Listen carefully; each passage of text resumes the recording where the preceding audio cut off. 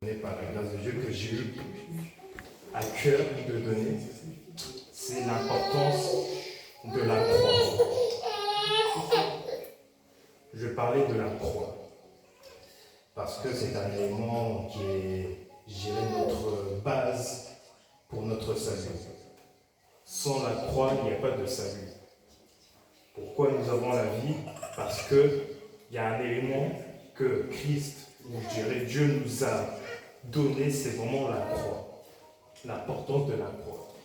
Alors, j'aimerais, puisque le message que je donnais va être un peu long, mais je vais essayer de vous raccourcir au maximum par la grâce de Dieu pour vraiment amener à que nous puissions bien comprendre là où je veux emmener. Alors, pour comprendre la croix, c'est quoi? La croix commence par le fait que le péché est entré dans le monde par un seul homme.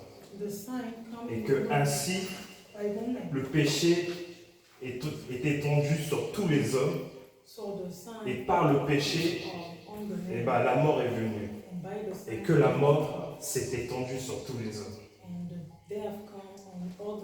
Et de la même manière que par une seule offense d'un homme, la mort est venue sur tous les hommes, de la même manière, par une justification d'un seul homme, la vie s'est étendue sur tous les hommes. Donc, c'est ça en gros le résumé de la croix. C'est-à-dire que Christ, il est venu mourir à la croix pour payer la conséquence qu'un seul homme a commis et qui a conduit le monde justement dans le péché et qui a conduit tous les hommes à la mort. Maintenant, j'aimerais détailler en profondeur ce que je veux enseigner par rapport à ça. Il faut savoir que celui qui est mort à la croix pour nos péchés n'est pas qu'un simple homme. C'est Dieu manifesté en chair qui est venu payer le prix de nos péchés. On connaît l'écriture qui dit dans Philippiens chapitre 2, verset 5 jusqu'au verset 8, où, je rappelle, le texte dit que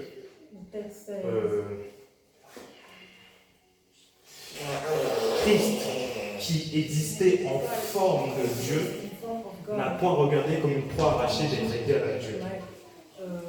Mais il s'est dépouillé lui-même en prenant une forme de serviteur. Donc le message de la croix, ce n'est pas que l'homme a payé ou il est venu mourir pour payer nos péchés, mais c'est Dieu lui-même qui est descendu pour payer le prix de nos péchés. Dieu ne s'est pas transformé en homme, mais il a revêtu la nature de l'homme, tout en gardant sa nature divine. Et par cette nature que Dieu a implantée, ou plutôt a incarnée en Jésus-Christ, il a appliqué 2 points. Il a appliqué la justice de Dieu, c'est-à-dire que comme le péché est venu et que le salaire du péché c'est la mort, selon Romains chapitre 6, verset 23, pour que le salaire du péché qui est la mort ne soit pas imputé à l'homme, Dieu l'a imputé à travers lui-même. Et par cette imputation qu'il a mis à travers lui-même, il a manifesté son amour divin.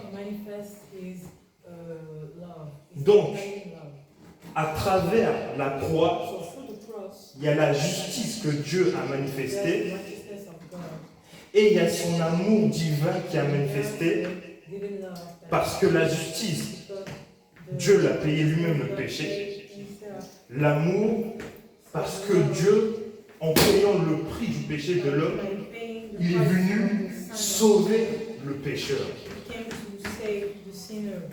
Est-ce qu'on comprend jusque-là? Alors, dans sa perfection, Dieu ne renonce ni à la justice, ni à son amour envers l'homme. La question qu'il faut se poser, c'est pourquoi Dieu a voulu que ce soit lui-même qui paye le prix du péché et pas un simple homme. La question c'est pourquoi Dieu a voulu lui-même payer le prix de nos péchés et pas un homme. Pas simplement un homme quoi. Parce que l'offense a été faite contre Dieu. C'est pas contre quelqu'un d'autre, c'est contre Dieu lui-même que l'offense a été faite. Et si, deuxièmement, si Jésus était un homme, le simple fait qu'un homme paye le prix du péché, eh ben, ne pouvait pas se faire. Parce que la nature de l'homme est corrompue. Et il a fallu que ce soit une nature plus puissante que la nature de l'homme pour que le péché soit payé à travers le Créateur. Autrement dit, le Créateur pouvait payer le prix. C'était que le Créateur qui pouvait payer lui-même le péché. Alors, comme je disais tantôt, c'est Dieu qui est venu lui-même payer le prix de nos péchés. Dans la logique humaine, on pourrait se dire, comment Dieu peut s'abaisser pour mourir? Et on pourrait croire que c'est contre sa sainteté, ou contre la logique. Mais non, au contraire. Au contraire, la manifestation que Dieu a manifestée pour l'homme, là je reste sur la croix. Là je parle vraiment de la croix. La manifestation que Dieu a fait envers l'homme a été caractérisée par son amour et par son humilité. Si Dieu ne pouvait pas s'abaisser,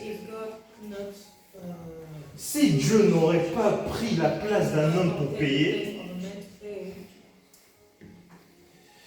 cela veut dire que Dieu ne pouvait pas manifester son amour parfait et son humilité parfaite. Le fait que Dieu s'est abaissé est la preuve de son amour et de l'humilité. Ainsi, la grandeur de Dieu, elle ne se caractérise pas par rapport à sa toute-puissance ou à sa gloire, mais elle se caractérise par son amour qu'il a déposé, par le renoncement à lui-même et par son humilité. Alors,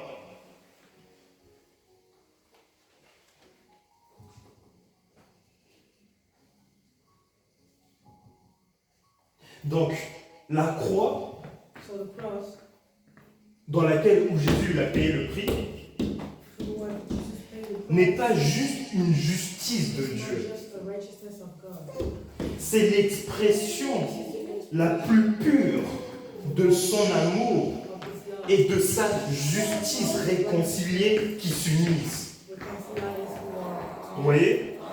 Pourquoi grand amour? Parce que l'amour se donne. Dieu, sa plus grande qualité et son plus grand être, c'est l'amour. L'amour se donne. Justice, il ne laisse pas le péché sans qu'il soit puni. Il a payé lui-même. Quelle justice divine est plus puissante? Celui qui punit justement à distance ou celui qui paye lui-même le péché?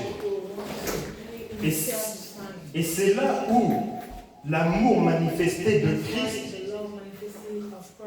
à travers son sacrifice révèle sa justice qui est inconditionnelle.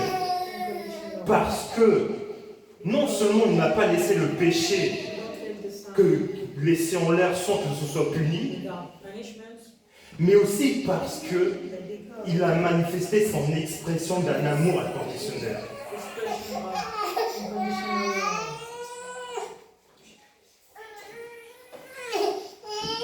Donc le fait que Dieu est venu mourir pour les péchés de nous confirme sa nature,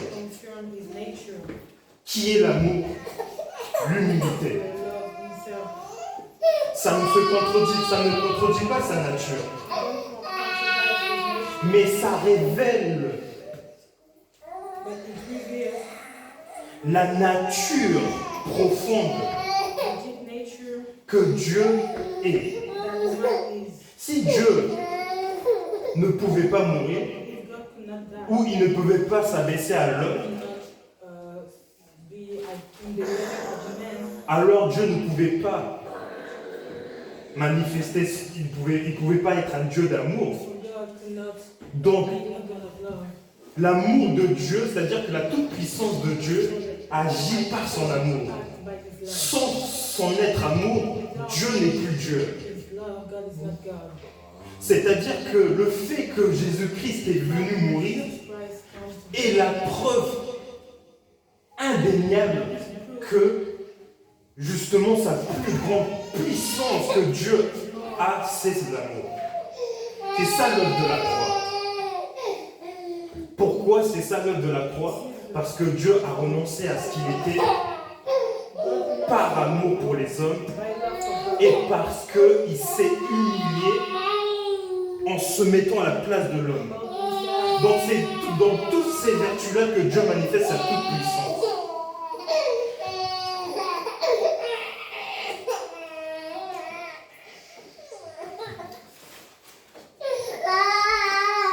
On voit à quel point Dieu nous a aimés.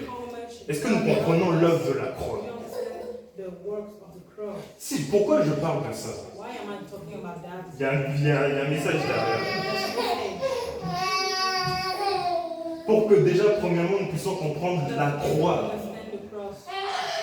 de la mort que Christ a manifestée. Mais aussi pour autre chose. Et là, je vais lire un texte. Je prends le texte de Luc, chapitre 14, verset 27. Donc là, on a parlé de l'œuvre de la croix que Christ a manifestée. Maintenant, voici ce que Jésus dit. Quiconque ne porte pas sa croix et ne me suit pas ne peut être mon disciple. Est-ce que ça donne un message ou pas? Est-ce que ça nous parle?